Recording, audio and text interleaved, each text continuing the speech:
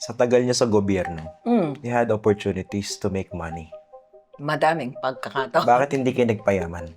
Ayaw kong yumaman ng hindi yung mayaman ako tapos walang-wala yung mga taong nasa paligid ko. Malinaw sa isipan ko na ang mga pera ng bayan ay para sa mamamayan, ano?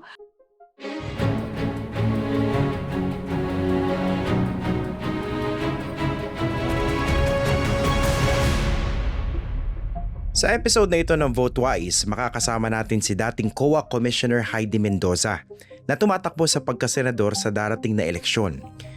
Kilala si Heidi sa kanyang paglaban sa korupsyon. Ilang beses siyang nakatanggap ng death threat dahil sa pagsisiwalat niya sa ilan sa mga pinakamalalaking kaso ng korupsyon sa bansa. Naalala niya yung corruption sa military na inaudit ni Heidi mula 2004 hanggang 2006 o yung corruption issue na kinasangkutan ng mga Binay sa Makati City Hall. Tubong Tayabas, Quezon si Heidi Mendoza, isang certified public accountant, may master's degree sa Fiscal Administration at National Security Administration. Naging COA OIC at kalaunan kinuha ng United Nations bilang Undersecretary General for Internal Oversight Services. Una pag-usapan natin, no? Kasi I'd like people to know, no? Kasi we're interviewing her dito po sa ating studio, sa ating munting studio dito sa Facts First. Pero I understand, nagga-grab lang kayo, no? In going around the metro, no? Tama ba?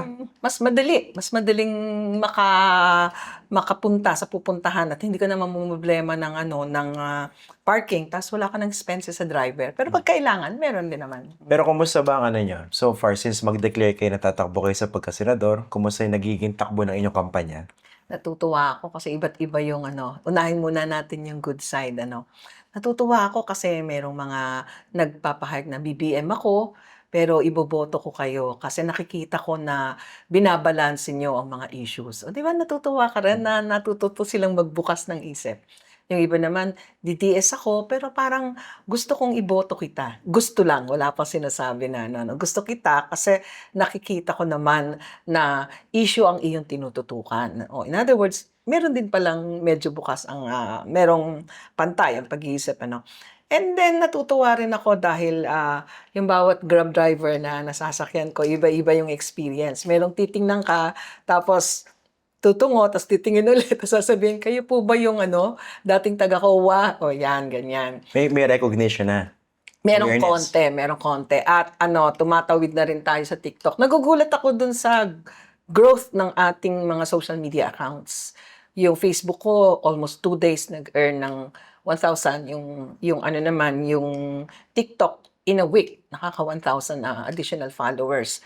At natutuwa ako kasi nagkakaroon na ng mukha na hindi masyadong kakaiba sa mukha ng ordinaryong Pilipino. Eh, di ba yun naman ang gusto ko? Yung goal. Oo, kasi ang gusto ko talaga, yung Senadong malapit sa tao. Hindi yung Senado na parang nandun sa pedestal, etc. Di ba? I remember nung una po tayo nag-usap pagkatapos yung mag-declare. Sabi nyo, kayo mismo hindi makapaniwala na nag-decide kayo na tatakbo kayo.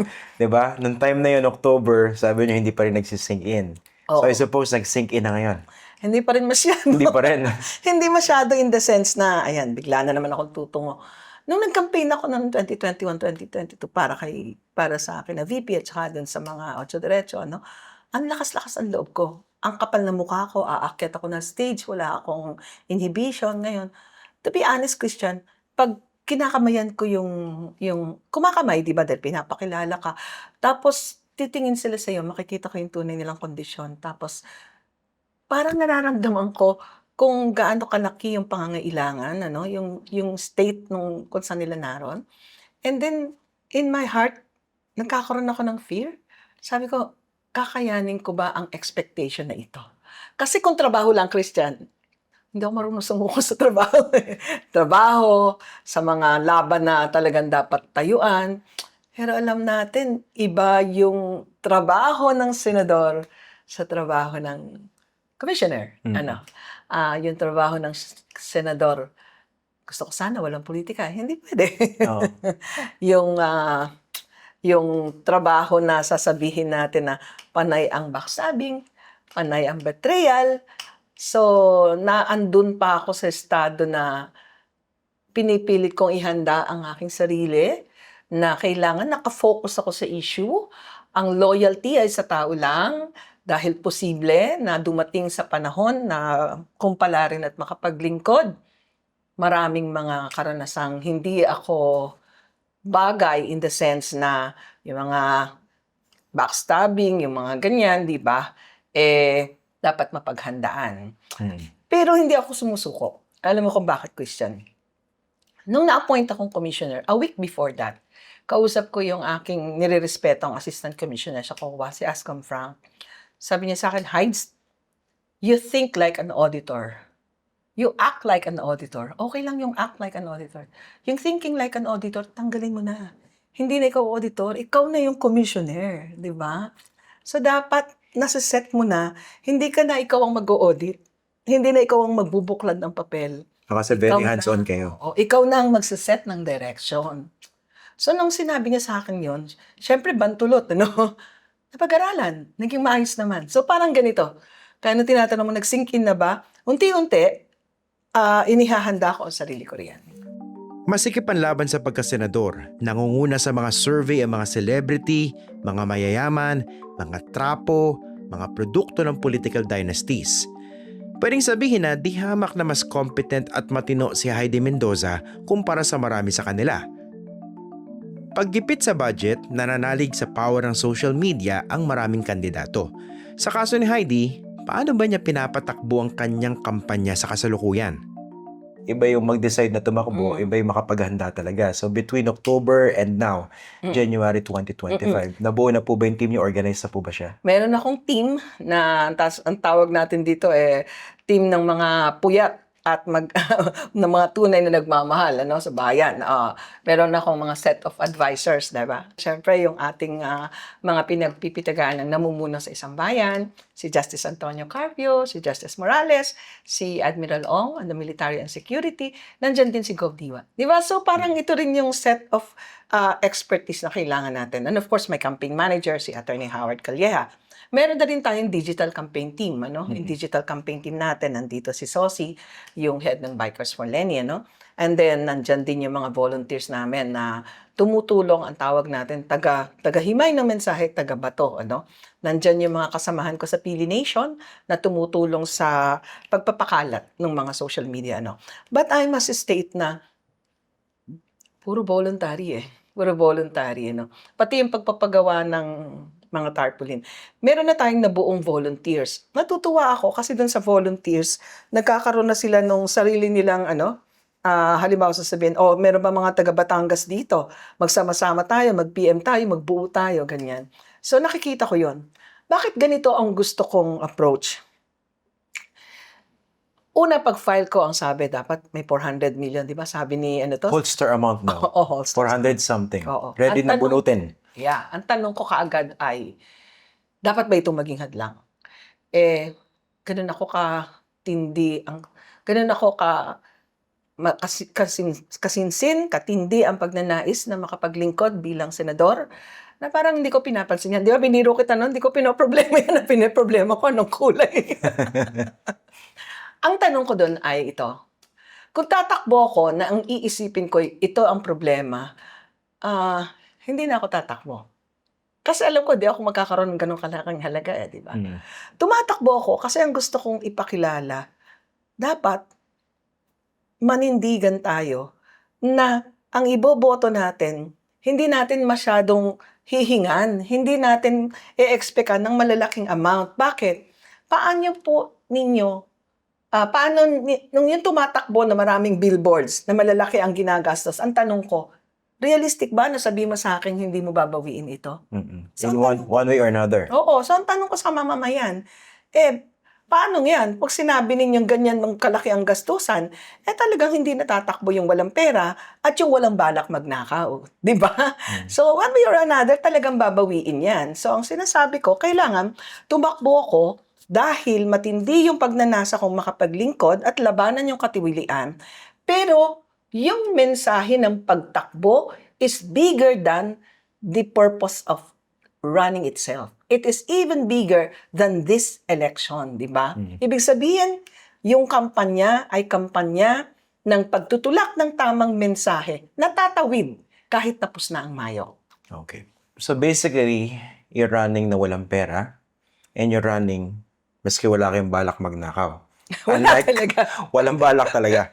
Unlike other politicians that we may know. Okay. Pero ang reality kasi ng kampanya, kailangan ng salapi.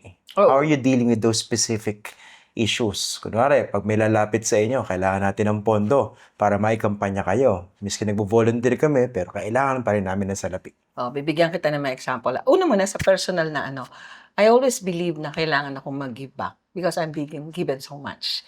I'm giving back in so many ways, even in the past.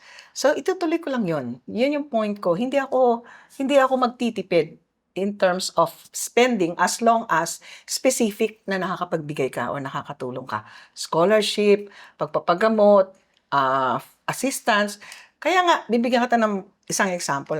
Merong nag-message sa akin. Sabi niya, "Ma'am, papanik po ako dun sa isang indigenous community at ipapakilala ko po kayo. Pwede po ba kayo magpadala ng tarpaulin?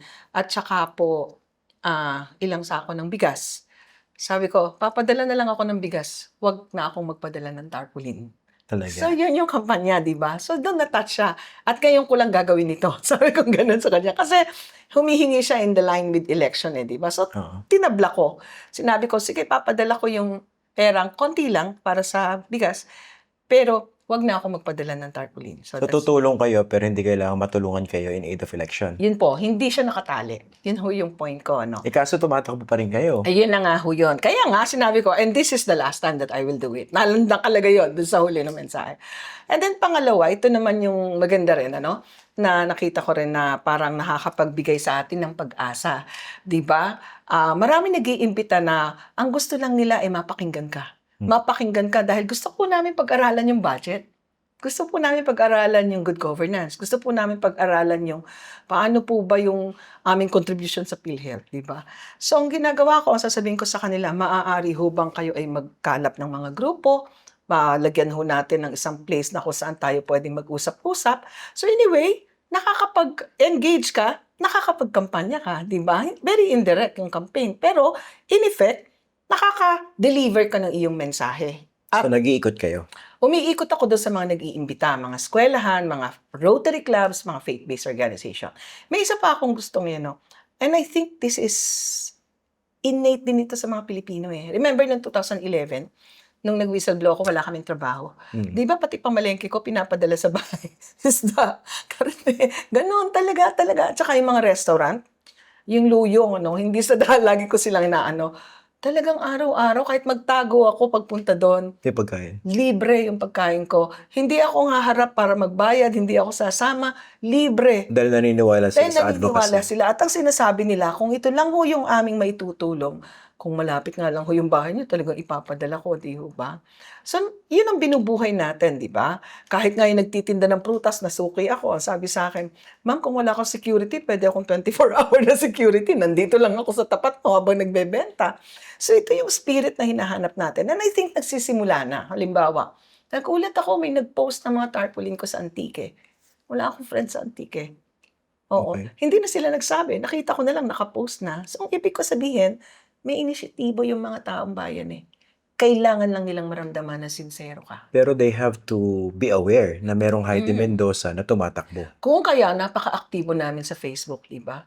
Talagang from umaga hanggang tanghali, gabi, and also sa TikTok. Okay. Anong sa ko pa nakita, yung pagtutulungan na parang mala-auditor ang isipan. Halimbawa sabihin, magkano po ang paggawa ng tarpaulin sa inyo? Ay, may 45 pesos, may 25 pesos. Di ba nakakatuwa?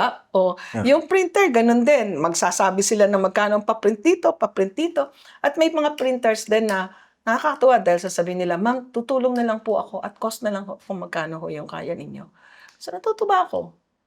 So far, ano po yung parang pinaka-campaign message niyo? Tsaka yung packaging. Nakikita ko kasi may mga social media art cards kayo, di ba? Investigadora ba yung ginagamit? Investigadora, oo. Todas ang waldas, labanan ng katiwalian, bantayan ang budget. At kung marirecall mo, Christian, ito yung sinasabi kong, ang bait-bait ng Diyos, parang panalo na ako. Panalo na ako!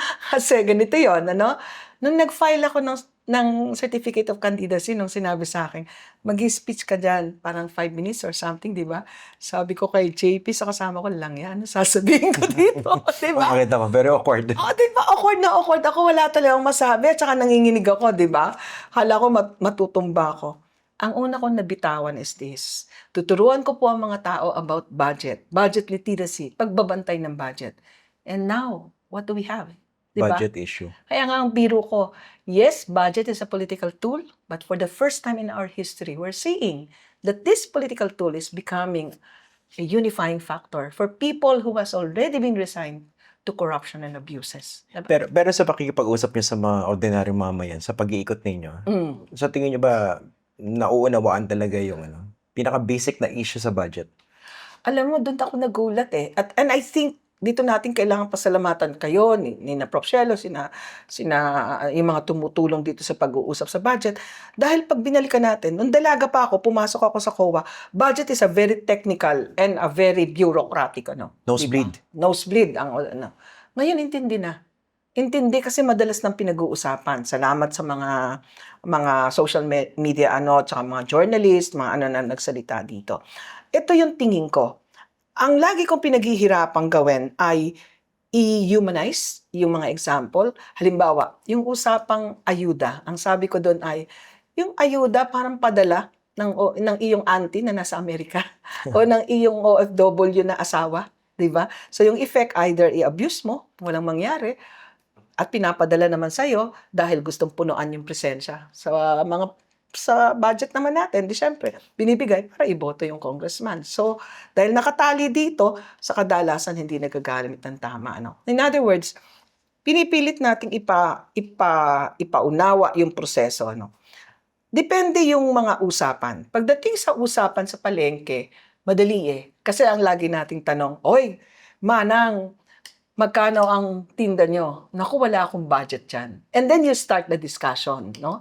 Alam niyo ho, kung ang budget ng gobyerno, parang katutol nito. Kung ang budget ko, ganito lang, kailangan kong palawakin, kailangan ko talagang higitin yung aking 100 or palawakin itong 1,000 ko para mas marami akong mabili. Para akong budget sa gobyerno. And they will be very interested. Talaga. Oo. Mas mahirap siyang ipaliwanag sa mga sinasabi natin, sa drivers. Sa mga babae, mas madali. Dahil ba sa budget? Oo, sa palengke, ganyan. Sa mga lalaki, depende sa exposure. Yung mga Grab na medyo, kadalasan sa mga Grab driver, nakakasakay din ng mga pasahero, tsaka meron din silang engagement, di ba? And you will be surprised, yung mga drivers na nakakasakay ko, interesado sila sa budget when you connect it to something na nakaka-relate sila. Kunyari, halimbawa, PhilHealth. Kunyari, SSS, di ba? Yan ang susunod na usapin, di ba? Nakaka-relate sila. Iba yung understanding ng budget ng tao noong 10 or 20 years ago, vis-a-vis ngayon. Mas may awareness ngayon, mas may understanding. Matagal ding nagsilbi sa gobyerno si Heidi at maraming pagkakataon na pwede siyang gumawa ng pera. Pero bakit kaya hindi siya nagpayaman? Sa tagal niya sa gobyerno, he had opportunities to make money. Madaming pagkakataon. Bakit hindi kayo nagpayaman? Hindi ko gustong yumaman.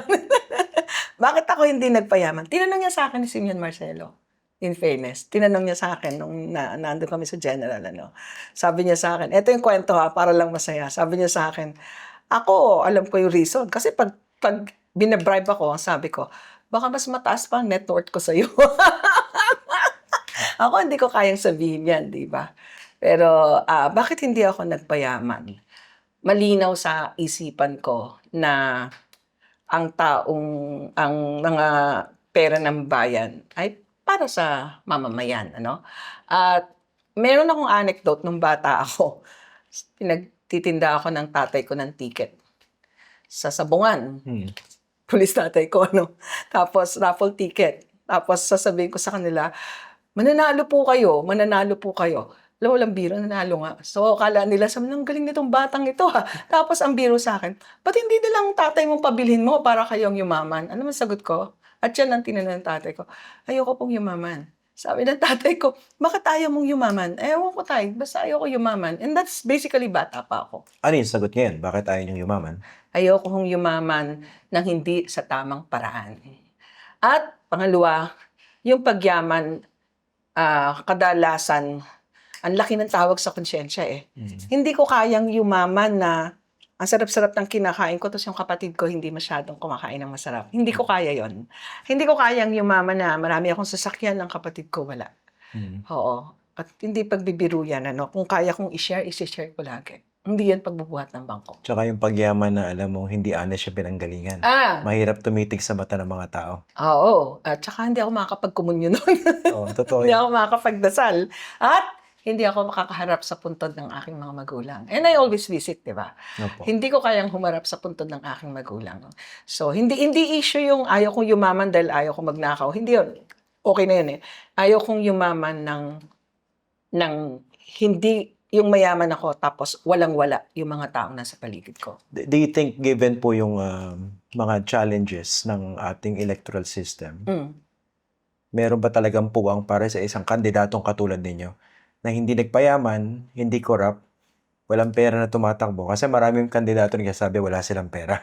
Pero marami silang pera. May papadrama lang, di ba? Pero kaya talagang wala. Meron kayong puwang para sa isang katulad ninyo? Oh, ilagay natin, mahirap naman yung sabihing wala at ibig sabihin talagang wala, ano. Ibig sabihin, may pera din dahil nakapag-ipon naman kahit papano. Nakapag-ipon ako when I was with the United Nations, ano, dahil hindi ako magastos na tao. So you're spending your personal money for this? Oo. Yan yata yung Ambag-ambag. yan yata yung first rule na mali na hindi gagawin ng isang politiko. Hindi, may limit. Hanggang may limit yun. Pagkataas ambag-ambag. Mayroon kaming mga close na kaibigan. Nag-usap-usap kami. Sabi kong ganun, di ba pwedeng kayo lang? Tataya ako kahit konti. Sama-sama tayo. Tapos sila din nagsabi sa akin, huwag ka magbenta ng bahay. Loka-loka ka. Pero malaking part ng, syempre, ng campaign nyo, personal money. Susubukan. Personal money as of now. Oo. Pero baka kasi sabihin, bakit ang daming pera? Hindi naman. Wala akong masyadong pera pagdating sa yung pantapon sa eleksyon. Pero may pera ako pang share dahil nga feeling ko I've been blessed so much na kailangan ko rin i-share. Pag may So, nakakailangan. pag may nangangailangan. Hindi ko talaga maano yan. Noon pa, no? So, ang ginagawa natin, pinag-aambag-ambag natin. At marami din namang mga kaibigan na tumutulong. But more than that, ang gusto nating sabihin ito, mahirap kasi yung mentality ng ikaw ay auditor. You always expect na pag pinapakain ka, may gustong ipakiusap sa'yo. Or pag tinulungan ka, may gustong hingin. May kapalit. Oo. But then the reality is, hindi pwedeng walang pera. Kaya ang sinasabi ko ganito, kung nangangarap po kayo ng pamahalaang karapat-dapat sa inyo at sa inyong mga apo, hindi pwedeng pangarap lang. Kailangan mag-aambag.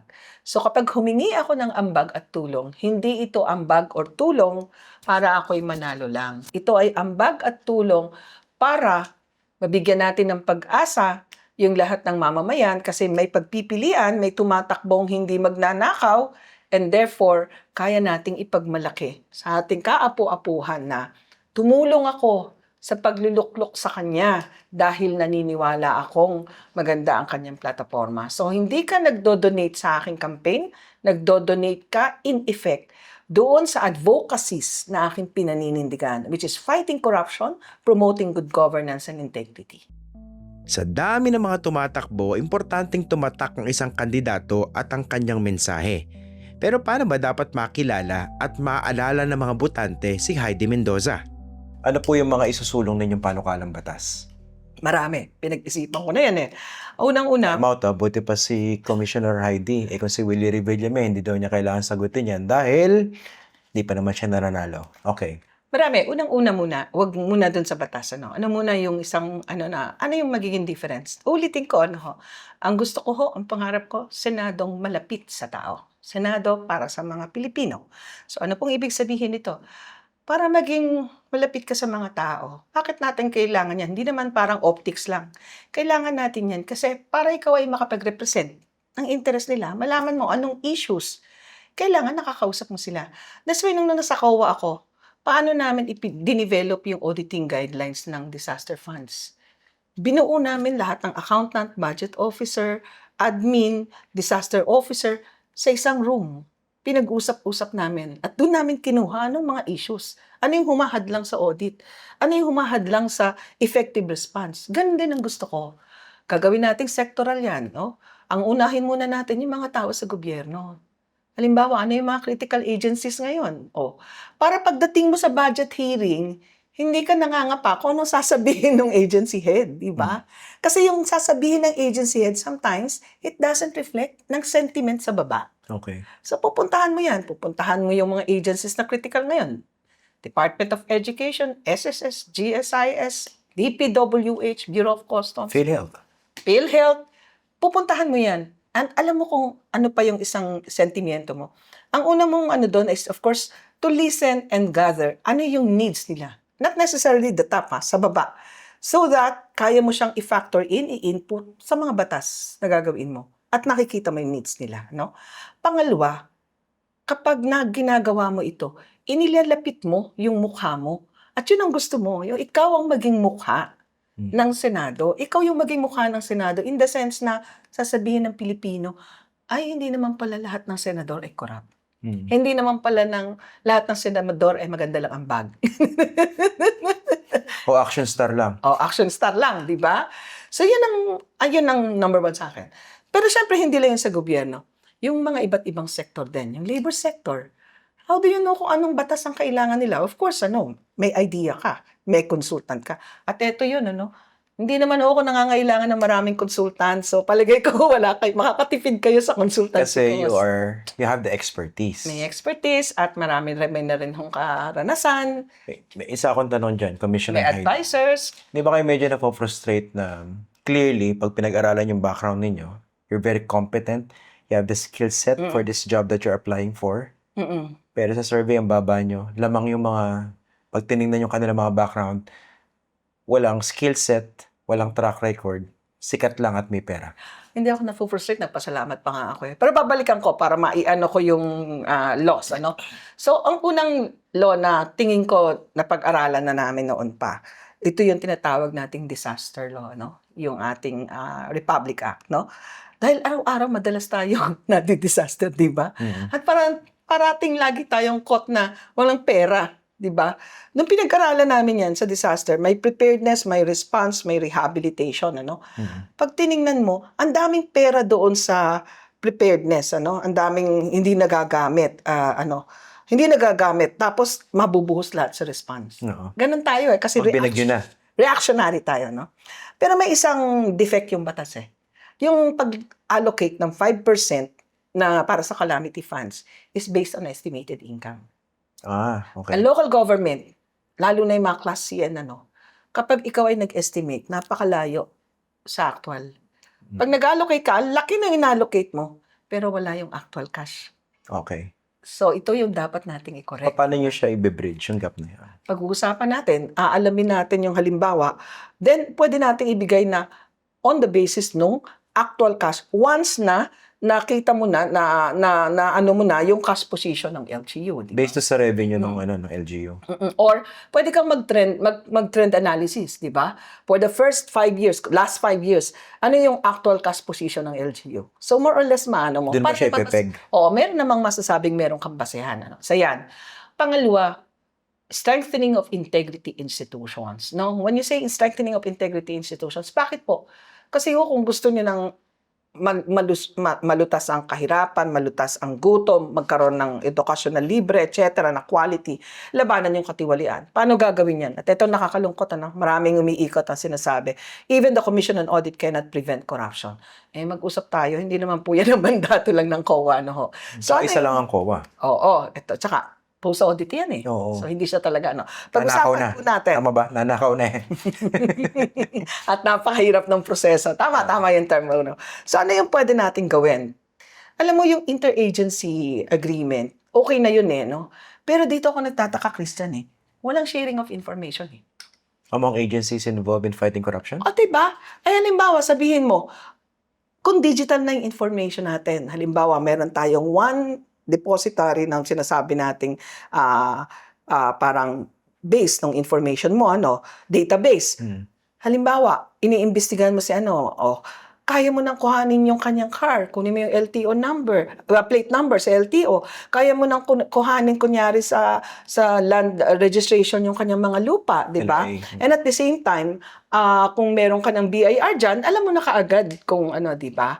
So sa akin, database ito na posibleng gamitin, pero parang as it is right now, anong ginagawa natin? Susulat pa kami, Dear Commissioner so-and-so, may we request for the ano, tapos papasa pa yan, mga 3 araw, 5 araw. In other words, kung gusto nating palakasin, pabilisin ito, bakit hindi natin maisip yung sharing ng ano? Bakit hindi natin maisip yung tinatawag nating, ano to pinropose ko bago ako umalis, kaso bigla akong umalis. Magkaroon ng data summit. Yung data summit, pag-usap-usapan, ano yung data ninyo? Agency A. Ano yung data nyo? Agency B. And then let's put it in one database. May access ang mga critical integrity institutions. Siyempre sasabihin, Privacy Act, etc. Public documents po. Yan pong information na yon. Pero can you imagine kung gaano kabilis, di ba? Tsaka nagpahirapan pa, di ba, sa pagkuha ng salin eh. Exactly, oo. Siyempre, with that, kailangan mong madadaanan mo yung access to information, Yeah. di ba? Of course, babalikan natin yan, di ba?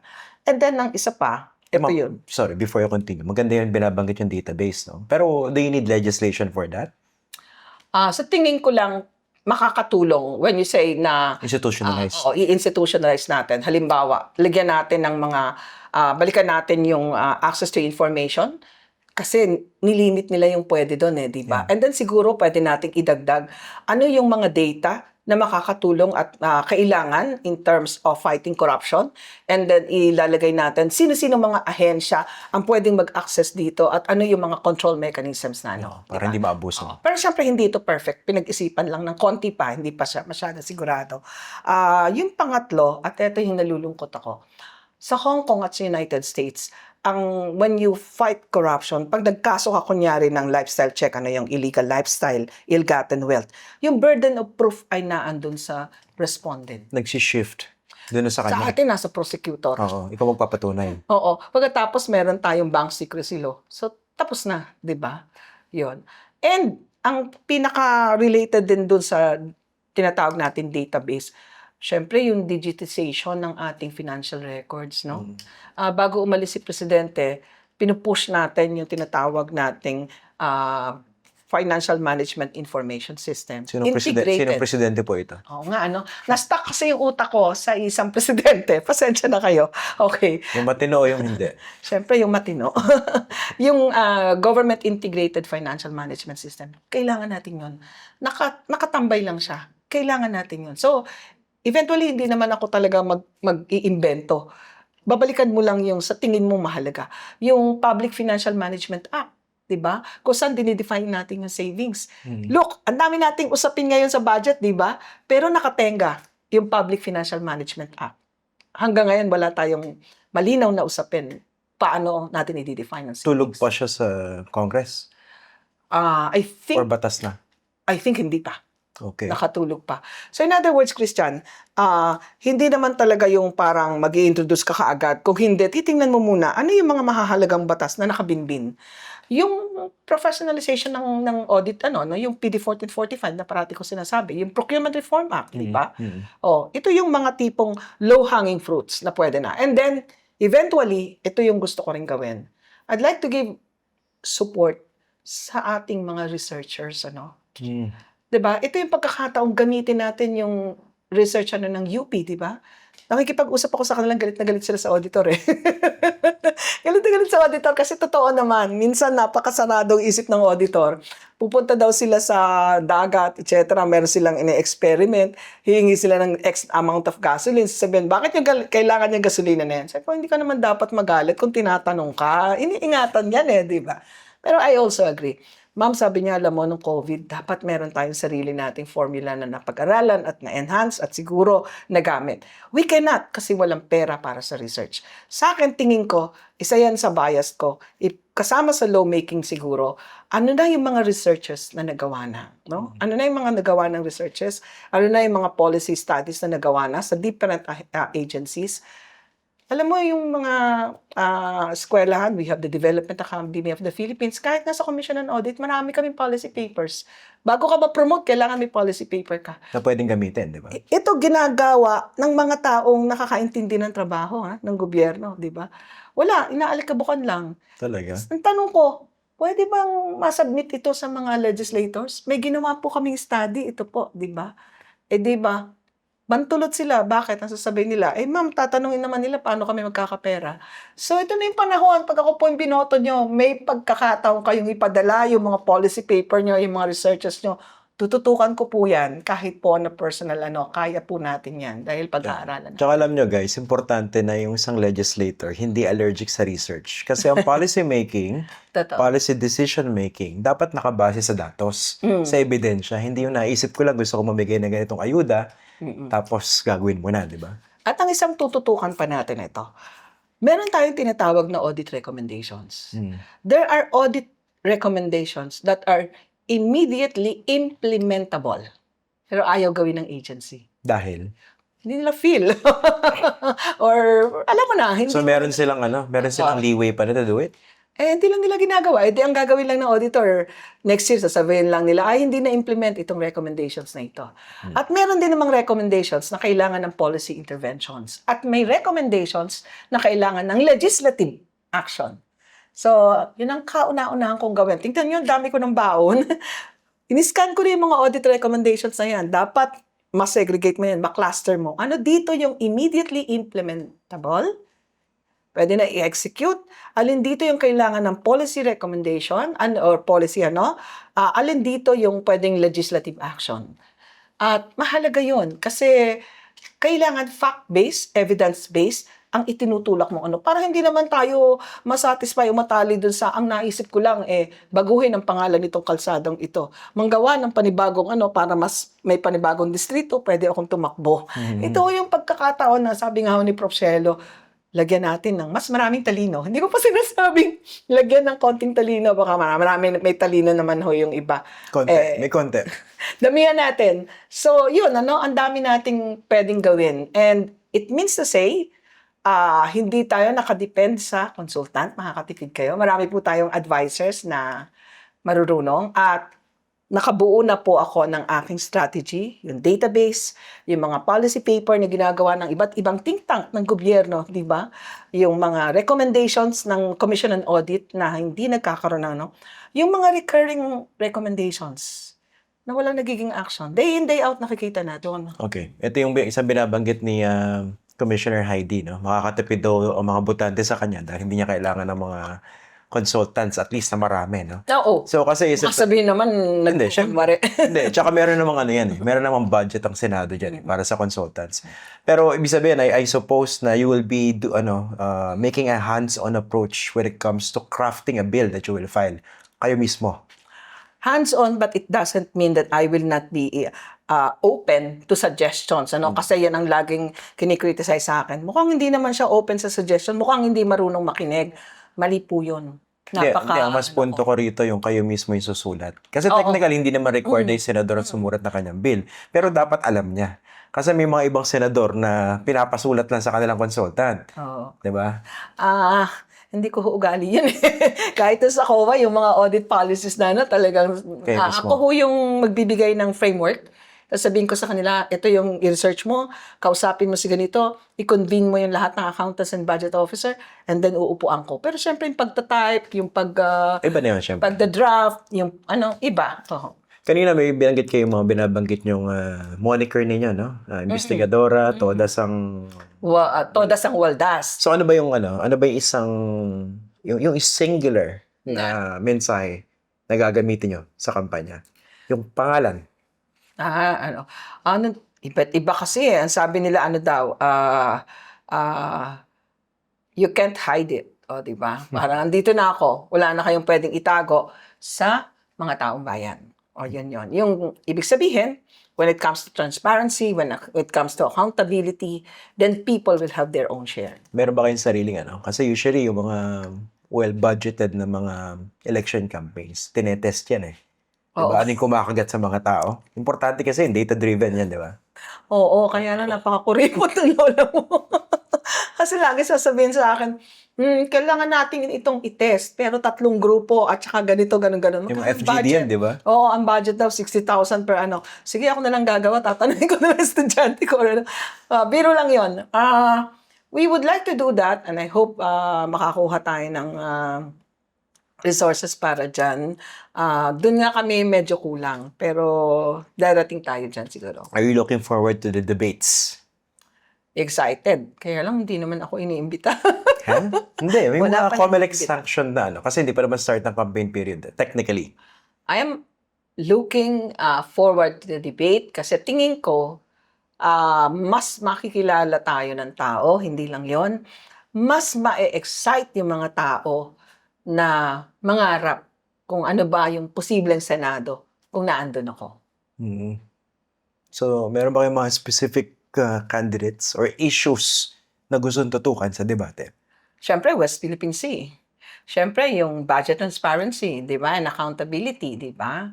Yung, siyempre, para naman tayo ay fair, siyempre, yung ano daw, same-sex marriage daw. Pwede rin.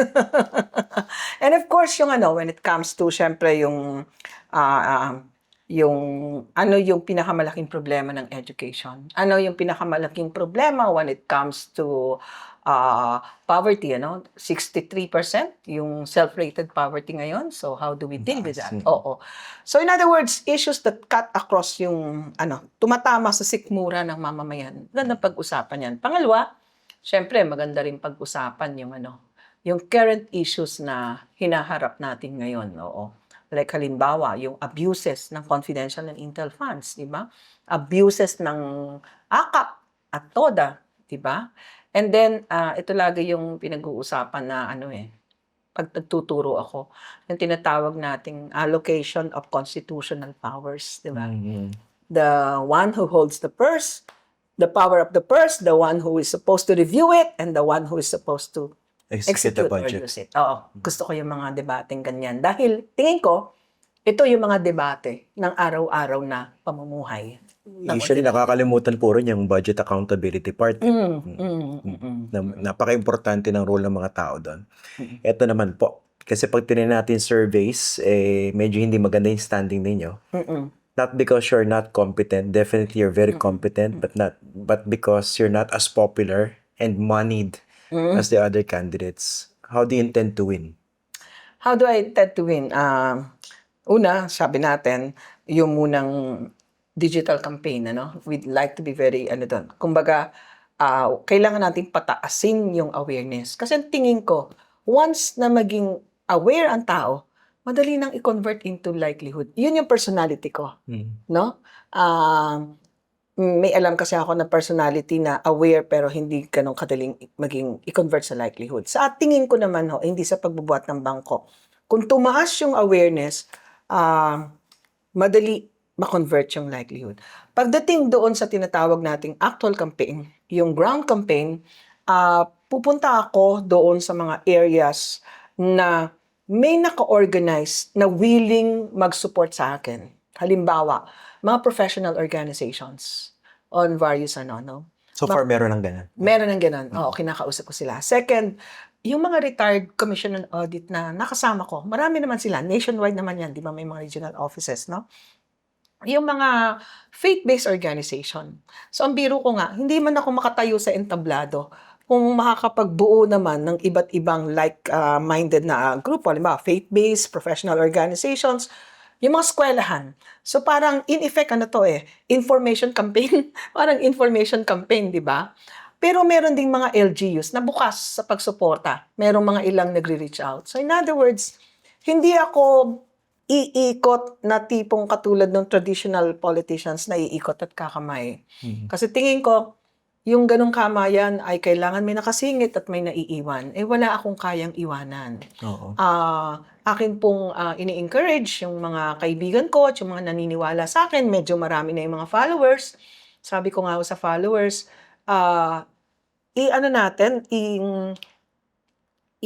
i-force multiplier natin, i-create natin yung bawat isa na parang ikaw yung kandidato.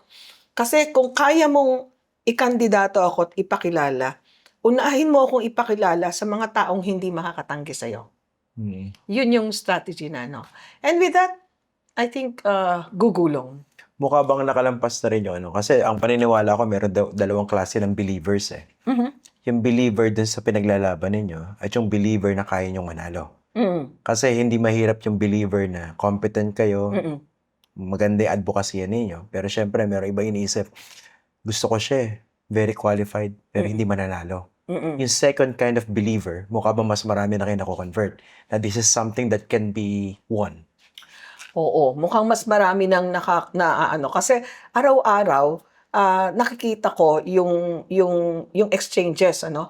And natuwa nga ako dun sa isang survey ng mga kabata sa Cavite. Nag-number 2 ako, 54%. O, di ba? Ano ba ito? Parang saya. School-based? School-based, oo. So, nakakasaya, no? In other words, paano ko masasabi yan? Kasi nakikita mo na marami naghahanap ng change eh. Parang pumasok ako sa tamang timing. Alam mo yung the right time, the right love at the right time.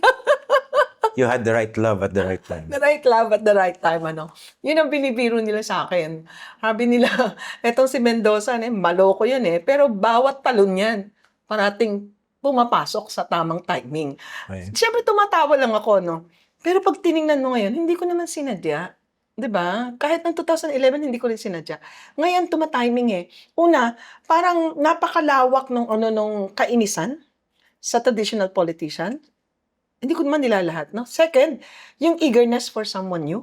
Mhm. Nakikita ko yon dahil nagulat din ako dun sa extent nung ng mga messages eh, no? Makikita mo talagang wala sa algorithm ko, hindi ko kilala or something. Pero nagre-reach out. Nakikita ko nagre-reach out. Okay. At willing gumastos. Meron nga nagtatanong pa, pwede ho ba kaming mag-courtesy call? Saan po bang ating headquarters? Wala ho akong headquarters. Wala pa. Sa bahay muna lahat. Sa lahat-lahat, digital daw yung aming headquarters. So, nung nakikita ko yon, sabi ko, mukhang tumatawid na tayo dun sa number 2. Oo. Sige. Biro ko nga, malakas akong mangulam eh. So, dire-diretso lang yan. Okay. Bilang panghuli, ano po ba yung gusto niyo iwan na mensahe sa mga botante sa darating na eleksyon? Okay. 63% ba o 68%? Nakalimutan ko. 63% ang self-rated poverty, ano. Ang sabi po natin, hindi biro-biro yan. Mahigit yan sa kalahati, ano. Hindi ho ibig sabihin na wala tayong pakialam kasi tayo na may nakakaangat. Kasi sooner or later, damay-damay na po yan. Ang pinakamalaki nating problema na talagang sentro at direktang tumatama sa kahirapan ay yung katiwalian. Ito ho yung aking mensahe. Kung gusto po natin ang maliwanag na bukas, yung buhay na maalwan, malabanan ang kahirapan, masolusyonan, may tamang budget para sa pag-aaral, sa kalusugan, at hindi natin ikakahiya, hindi na natin kailangang iwanan ang ating bansa. Labanan po natin yung katiwalian. At ito po yung pagkakataong yon. Uulitin ko po, ito lang yung pagkakataong yon. Sa darating na eleksyon, kilatisin natin ang bawat kandidato, hindi lang yung mga nangunguna sa survey.